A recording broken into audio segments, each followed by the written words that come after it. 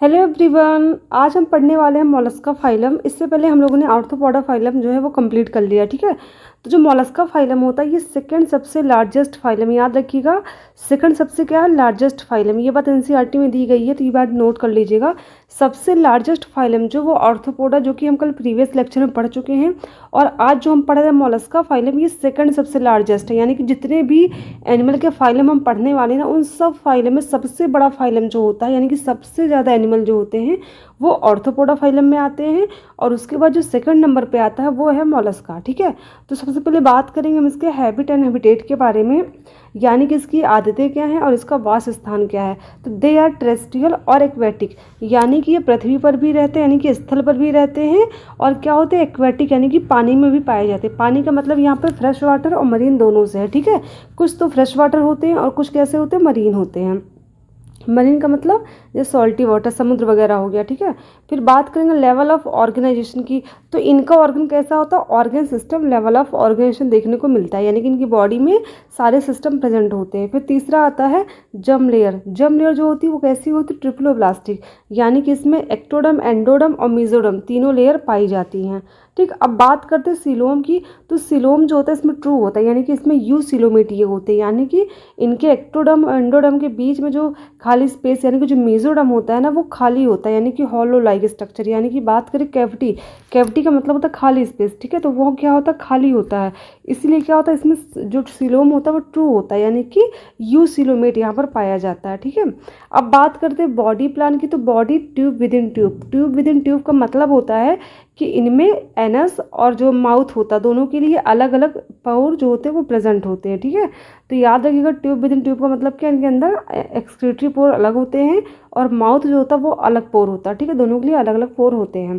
फिर बात करते हैं सिमेट्री की। तो सिमेट्री कैसी होती है? इनकी बाईलैटरल सिमेट्री होती है, यानी कि इनकी बॉडी को अगर हम लैटरली ऐसे डिवाइड करेंगे तो ये दो इक्वल हाफ भाग में डिवाइड हो जाते हैं। ठीक है, सेगमेंटेशन जो होता है इनमें एब्सेंट होता है, ये चीज़ बहुत इंपॉर्टेंट है। इससे पहले हम लोगों ने पढ़ा था एनिलिडा के बारे में, और क्या पढ़ा था? ऑर्थोपोडा के बारे में। ठीक है, ए से एनिलिडा और ए से हमने पढ़ा ऑर्थोपोडा। याद रखिएगा इन दोनों के अंदर हमने पढ़ा था सेगमेंटेशन। इन दोनों में सेगमेंटेशन क्या था? प्रेजेंट था। बट जस्ट इसके बाद हम लोग पढ़ रहे हैं मोलस्का, तो मोलस्का में क्या है? एब्सेंट है। ये चीज़ ध्यान रखिएगा, ये प्रीवियस क्वेश्चन, अगर पहले क्वेश्चन जो है वो आ चुका है इसका। ठीक है, तो ये चीज़ ध्यान रखिएगा, जो सेगमेंटेशन होता है इसमें एब्सेंट होता है, बट नियोप्लीना जो होता है इसमें सेगमेंटेशन देखने को मिलता है। अब ये नियोप्लीना जो होता है वो एक एनिमल है जो कि कनेक्टिंग लिंक कहा जाता है। क्या कहा जाता है इसको? इसको कनेक्टिंग लिंक कहा जाता है एनलिडा का और मोलस्का का। ठीक है, तो ये फिलहाल एक्सेप्शन है। उसके बाद बात करेंगे नोटोकॉर्ड की। तो नोटोकॉर्ड सिर्फ आपको मिलेगा और किसके अंदर? कॉर्डेटा के अंदर। तो जाहिर सी बात है इसमें नोटोकॉर्ड भी एब्सेंट होता है। ठीक है, अब आएंगे इसकी फिजियोलॉजी के। तो फिजियोलॉजी की अगर हम बात करने वाले हैं, तो जैसा कि हमें पता है इनका ऑर्गन सिस्टम इनका होता है, यानी कि इनके बॉडी के अंदर सारे ऑर्गन के सिस्टम पाए जाते हैं। तो जाहिर सी बात है डाइजेस्टिव सिस्टम कैसा होगा? कंप्लीट होगा डाइजेस्टिव सिस्टम। और कैसा होगा? Extra cellular. देखिए जिसमें डाइजेस्टिव सिस्टम कंप्लीट होता है ना, उनका कैसा होता है? एक्स्ट्रा सेलुलर होता है, यानी कि उनका जो डाइजेशन होता है फूड का वो सेल के बाहर होता है। जैसे कि हम लोग की बॉडी में क्या होते हैं? डाइजेस्टिव सिस्टम प्रेजेंट है, और हमारे अंदर जो खाने का डाइजेशन होता है आपको पता है स्टमक के अंदर होता है। कि हम खाना खाते तो क्या होते हैं? अपने बकल कैविटी में उसको चबाते हैं ना, दांत के अंदर। तो ऐसा तो नहीं अपने सेल के अंदर उसको चबा रहे हैं, मुंह के अंदर का चबा रहे हैं, खाली स्पेस है, यानी सेल के बाहर ही वो चीज़ हो रही है ना स्टार्ट। तो याद रखिएगा डाइजेशन जहाँ पर भी आपको कंप्लीट डाइजेशन दिखाई देगा, वहाँ पर डाइजेशन हमेशा कैसा होगा? एक्स्ट्रा सेलुलर होगा। ठीक है, अब mouth is provided with file like respiring organ called radula. यानी कि क्या होता है? इनके माउथ में कुछ क्या होता है? रेस्पिंग ऑर्गन होता है। रेस्पिंग मतलब कुतरने वाले कुछ ऑर्गन पाए जाते हैं, जिसको रेडुला कहते हैं। जैसे हमारे मुंह में टीथ होते हैं ना, दांत होते हैं हमारे मुंह में, सेम ऐसे इनके मुंह में क्या होता है? रेस्पिंग यानी कट करने वाले कुछ स्ट्रक्चर पाए जाते हैं, जिसको रेडुला कहा जाता है। ठीक है, ये टीथ लाइक होते हैं और ये दांत की तरह ही काम करते हैं। रेडुला याद रखिएगा, बहुत स्पेशल स्ट्रक्चर इसमें देखने को मिलता है रेडुला। ठीक है, जो कि इनके माउथ में होता है। फिर बात करेंगे रेस्पायरेशन की। तो रेस्पायरेशन कैसा होगा? तो ये देखो पानी में भी होते हैं और टेरेस्ट्रियल में भी। तो जाहिर सी बात जो पानी में होंगे उनमें गिल्स होगा, ये फिर टिनिडिया पाया जाएगा। ठीक है, लेकिन जो स्थल पे यानी कि जो टेरेस्ट्रियल होते हैं उनमें कैसा होगा? लंग्स के द्वारा क्या होगा?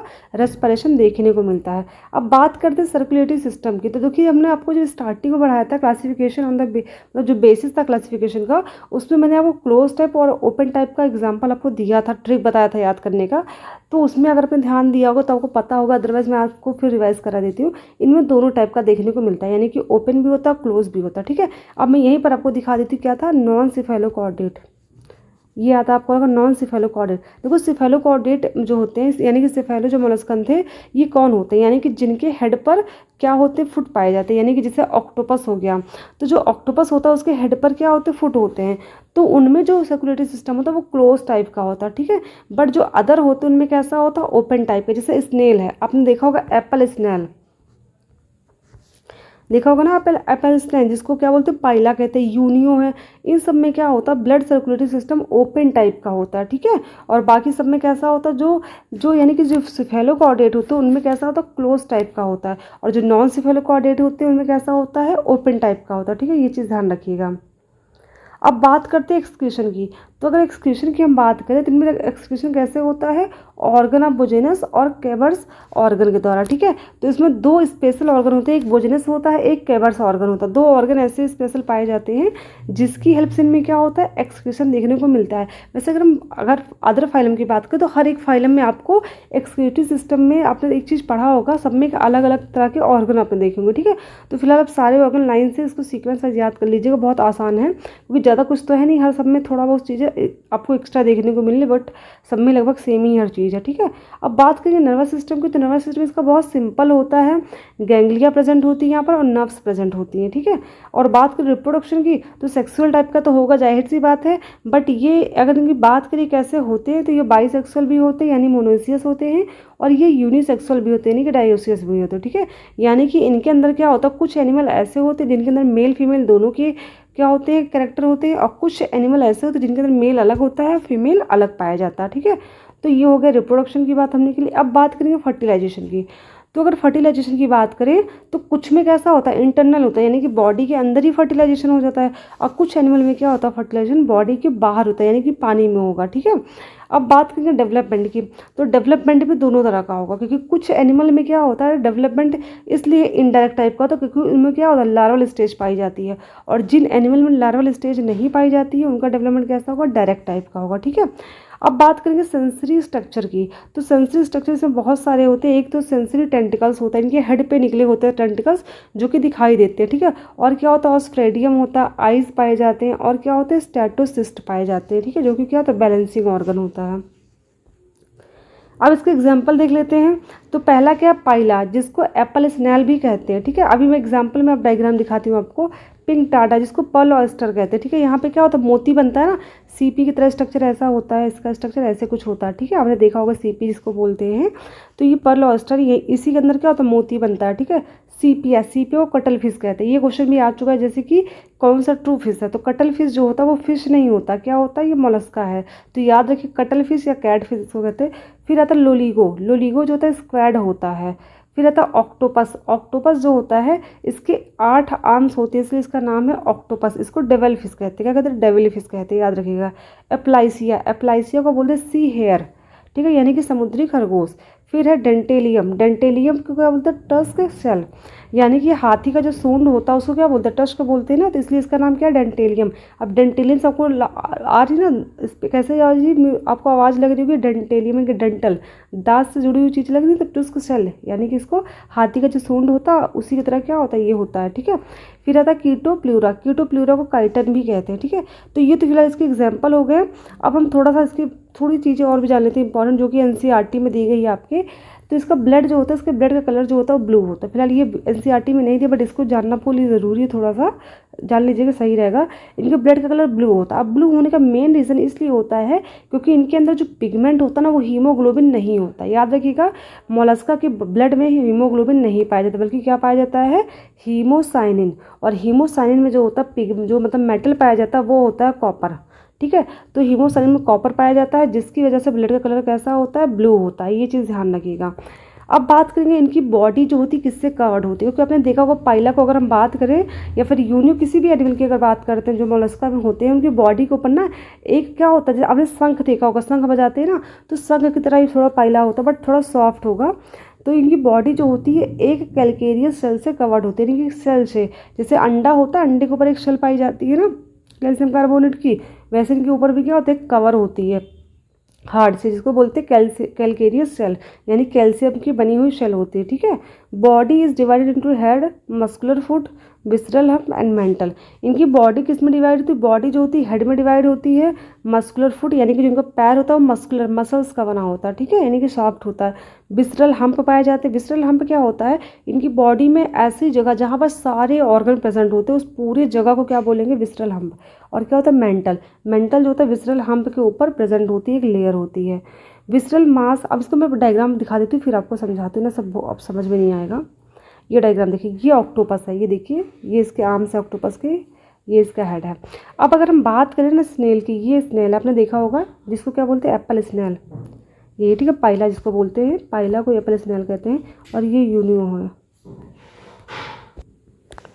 इसको सीप भी कहते हैं, हिंदी में क्या कहते हैं? सीप कहते हैं। आपने देखा होगा इसको पानी वगैरह में, जो नदी वगैरह होती है, यहाँ पर आपको सीप भी दिखेगा और स्नेल भी दिख जाएगा, ठीक है। फ्रेश वाटर में दोनों पाए जाते हैं।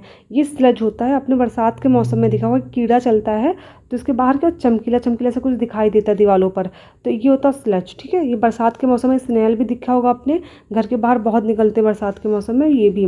और ऑक्टोपस जो होता है ये तो समुद्र में होता है, यानी कि मरीन वाटर में पाया जाता है, ठीक है। तो एग्जाम्पल हो गया। अगर इसके बॉडी के स्ट्रक्चर की हम बात करें, जो कि हम डायग्राम मतलब पढ़ चुके हैं, तो फिर मैं आगे आपको थ्योरी पढ़ाऊंगी, ठीक है। पहले मैं डायग्राम की बात कर लेती हूँ। ये देखिए, ये इसका स्ट्रक्चर है जो कि इंटरनल स्ट्रक्चर है। बॉडी को अगर देखेंगे अलग से खोल करके तो ये स्ट्रक्चर दिखाई देगा, ठीक है। ये मैं सबसे पहले माउथ की बात करूँगी। ये होता माउथ वाला पार्ट, ठीक है, ये होता माउथ। ये माउथ है, यहाँ पर कुछ आपको दिख रहा होगा ब्लैक कलर का, ये स्ट्रक्चर ढेर सारे, ये होते रेडुला, ठीक है। छोटी आपको स्ट्रक्चर दिख रहा है लाइन से यहाँ से फैले हुए ना, ये रेडुला होता है, ठीक है। तो ये तो रेडुला हमने देख लिया क्या होता। और ये ऊपर जो होती, सबसे ऊपर जो बॉडी की होती है, सबसे ऊपर जो होती है, इसको बोलते हैं शेल, जो कि कैलकेरियस नहीं कैल्शियम की बनी होती है। इसके नीचे आपको एक स्ट्रक्चर दिख रहा होगा, ये आपको लाइन से, ये पर्पल कलर का, इसी को कहते हैं मेंटल। क्या कहते हैं? इसको कहते हैं मेंटल, याद रखिएगा। यानी कि शेल के जस्ट नीचे मेंटल होता है, और ये मेंटल जो होता है ये सेल को सिक्रेट करते हैं, यानी कि सेल जो कैल्शियम से बनता है ना, उस कैल्शियम को सिक्रेट करने का काम मेंटल करता है, ठीक है। ये सिक्रेट करेगा, फिर शेल का फॉर्मेशन हो जाता है, ठीक है। और शेल के नीचे आपको ये जो पार्ट दिख रहा है ना, ये जो लाइट स्किन कलर का स्ट्रक्चर आपको ये पूरा दिख रहा है ना, इसी को बोलते हैं विसरल हम्प या विसरल मास कहते हैं, ठीक है। ये पूरा देखा जाए तो एक तरह से कैविटी की तरह होता है, पूरी बॉडी के अंदर फैला होता है। यहीं पे क्या होते हैं? बॉडी के सारे ऑर्गन पाए जाते हैं। ये देखो हार्ट होता है, ठीक है, ये आपको दिख रहा है स्टमक है, ये पूरी बॉडी के अंदर जितने भी मतलब ऑर्गन है, सारे के सारे ऑर्गन प्रेजेंट है। और ये विसरल हम्प है, ठीक है। तो ये विसरल हम्प है। विसरल हम्प के जस्ट ऊपर आपको ये पर्पल कलर का मेंटल दिख रहा है, और मेंटल के जस्ट ऊपर आपको क्या दिख रहा है? ये शेल दिख रहा है। और ये नीचे जो होता है बेस में, जो माउथ से जस्ट नीचे लगा होता है, ये होता है फुट, ये मस्कुलर फुट होता है, ठीक है। ये देखो गिल्स भी यहाँ पे प्रेजेंट है, ये गिल्स होते हैं। और लास्ट में ये होता है एनस, ठीक है। तो ये हमने देख ली बात, जो हमने थ्योरी में बात की थी। थोड़ा सा मैं थ्योरी बता देती हूँ आपको।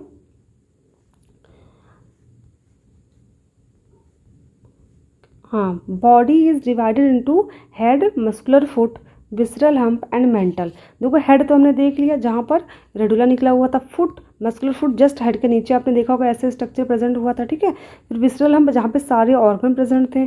मेंटल, विसरल हम्प के जस्ट ऊपर जो पर्पल कलर का स्ट्रक्चर था वो था मेंटल, ठीक है। और मेंटल के ऊपर क्या था? शेल का फॉर्मेशन हो रहा था। विसरल हम्प को भी आपने देखा, और विसरल हम्प के बाद आपने क्या देखा? मेंटल भी हमने देख लिया, ठीक। अब बात करेंगे विसरल मास इज सॉफ्ट, यानी कि जो विसरल मास यानी कि विसरल हम्प ही होता है कि क्या था? एक soft non muscular metabolic region है। यानी कि इसको नॉन मस्कुलर क्यों कहा? क्योंकि यहाँ पर कोई भी मसल्स नहीं पाई जाती, ठीक है। ये बहुत सॉफ्ट स्ट्रक्चर होता है। ये मेटाबॉलिक रीजन इसलिए कहा गया है क्योंकि बॉडी के जितने भी ऑर्गन होते हैं सब यहीं पर प्रेजेंट होते हैं, जैसे कि digestive system, reproductive system, excretive system and respiratory system, ठीक है। आपने देखा होगा सब कुछ वहीं विसरल मास में ही क्या सब कुछ फैला हुआ है, ठीक है। अब बात करें अगर मेंटल की, तो mental is the body wall of Mollusca. Mollusca के ऊपर जो बॉडी वॉल होती है उसे क्या कहते हैं? मेंटल कहते हैं, ठीक है। ये बट याद रखिएगा शेल के नीचे होता है जस्ट मेंटल, ठीक है। शेल को मत आप समझिएगा मेंटल होता है, याद रखिएगा नीचे होता है, ठीक है। From which cell is secreted. और मेंटली क्या करता है? सेल को सिक्रेट करता है, यानी कि सेल को बनाने का काम कौन करता है? मेंटल ही करता है, ठीक है। मेंटल कैसा होता है? सॉफ्ट होता है और स्पॉन्जी लेयर होती है, किसके ऊपर? जस्ट विसरल हम्प के। ये देखो ये पूरा विसरल हम्प होता है, इसके ऊपर एक लेयर होती है जिसको कहते हैं मेंटल, और मेंटल के ऊपर होता है शेल, ऐसे लेयर होती है, ठीक है, जो कि हम डायग्राम में देख चुके हैं। अब बात करेंगे the space between hump and mantle is called mantle cavity. In which feather like gills are present. अब मैं आपको जस्ट ये भी दिखा देती हूँ, थोड़ा डाउट क्लियर हो जाएगा। अब देखो क्या कह रहा है, ये जो मेंटल होता है पर्पल का स्ट्रक्चर दिख रहा है, ये मेंटल है और ये क्या है आपकी विसरल हम्प है। इनके बीच में जो कैविटी होती है, कैविटी दिख रही है आपको ना, ये खाली स्पेस, यहाँ पर क्या होता है, इसको बोलते हैं मेंटल कैविटी। कैविटी मतलब ये होता है खाली स्थान, तो इसको मेंटल कैविटी बोलते हैं। यहाँ पर क्या होता है, गिल्स का फॉर्मेशन होता है। तो याद रखिएगा गिल्स कहाँ पर पाई जाती है, गिल्स होती है मेंटल कैविटी के अंदर, ठीक है, जो कि विसरल हम्प और मेंटल के जस्ट नीचे बीच में पाया जाता है। फिर ये the head comprises of tentacles and compound eyes, यानी जो हेड होता है वहाँ पर क्या होता है, टेंटिकल्स निकलते हैं वहीं हेड से, और क्या होता है, कंपाउंड आई भी वहीं पर पाई जाती है। और the muscular foot help in locomotion, और जिनकी मस्कुलर फुट होती है वो क्या करती है, लोकोमोशन में हेल्प करती है, ठीक है। तो जो ये हमने मोलस्का फाइलम था वो कंप्लीट कर लिया है, डायग्राम भी अच्छे से हमने समझ लिया, एग्जाम्पल भी देख लिया। अगर आपको कोई भी डाउट है इस टॉपिक में तो आप कमेंट करके बता सकते हैं, और अगर आपको वीडियो समझ में आई तो भी आप कमेंट करके जरूर बताइएगा मुझे। और अगर आप कोई भी टॉपिक मुझसे पढ़ना चाहते हैं बायो को, प्लीज़ वो भी कमेंट करके जरूर बताइए, ठीक है। और आप किस चीज़ की तैयारी कर रहे हो उस चीज़ को भी कमेंट सेक्शन में जरूर बताइए, ताकि मुझे आइडिया हो कि आप मुझे किस लेवल का पढ़ाना चाहिए, ठीक है, उस टॉपिक को। क्योंकि मैं उस टॉपिक को फिर मेंशन कर लूँगी कि हाँ ये टॉपिक मैंने इसी चीज़ के लिए स्पेशली पढ़ाया हुआ है, क्योंकि हर एक एग्ज़ाम में लेवल जो होता है सब्जेक्ट का अलग अलग होता है, तो मैं उस लेवल के हिसाब से पढ़ाऊँ। फिर ऐसे पढ़ाने का कोई मतलब नहीं, क्योंकि सिलेक्शन ना हो तो कोई मतलब नहीं है, ठीक है। तो थैंक यू।